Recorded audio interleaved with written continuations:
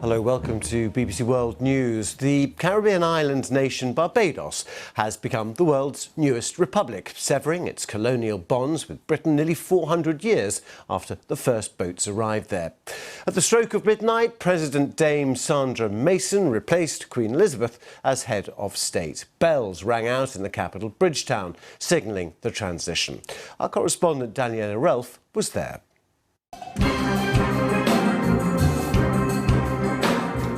The world's newest republic and a show of national pride. This constitutional shift in Barbados is about asserting self-confidence and shedding the links to its colonial past. Some of this country's most well-known names were among the VIP guests attending the transition ceremony. Praise! General salute! And also here to watch it all play out, the Prince of Wales.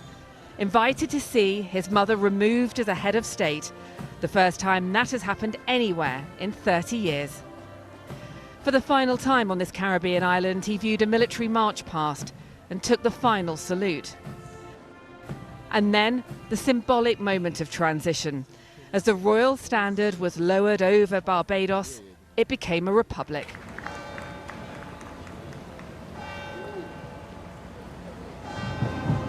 It's hard to imagine that this event wasn't tinged with some sadness for the Prince of Wales.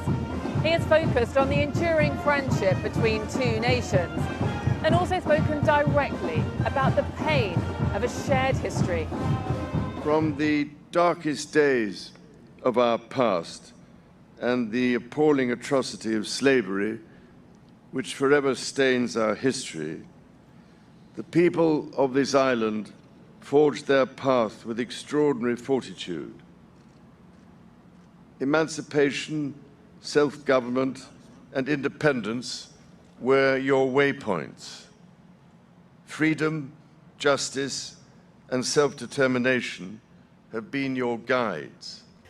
An acknowledgement of the past as this island looked forward and swore in its first ever president.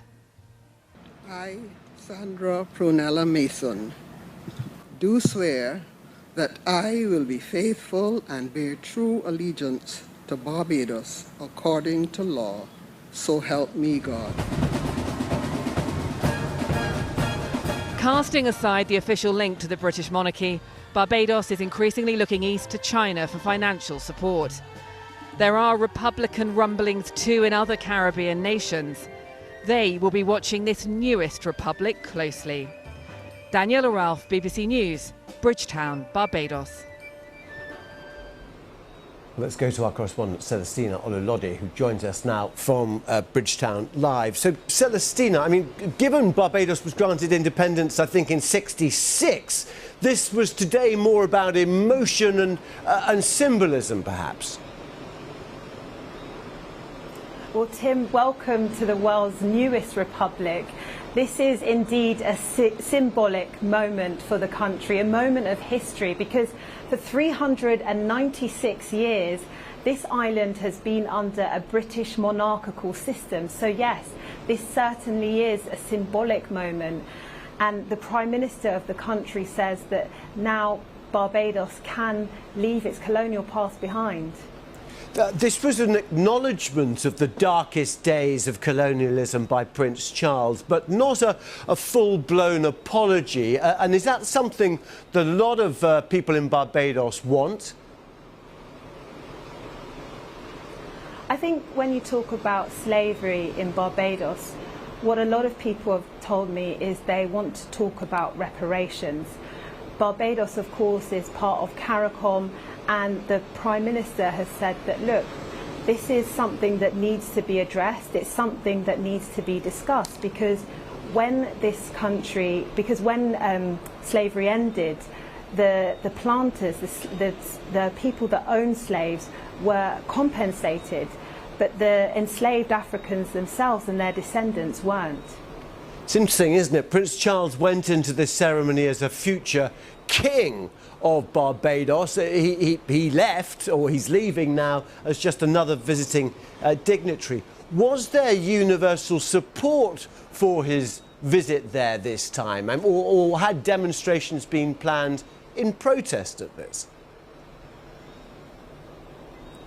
Well, it depends really on who you talk to. There were some Barbadians who told me, look, they find it amusing that Prince Charles has been invited to the celebrations by Prime Minister Mia Mottley. But then on the other hand, there are those that say, look, we understand the diplomatic significance of this, but why is Prince Charles being given an award here? Why is he being offered that?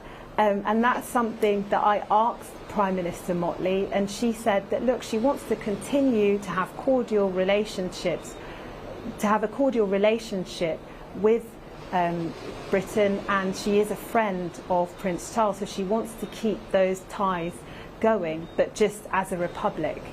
OK, Celestine Ololode, thanks very much indeed for joining us here.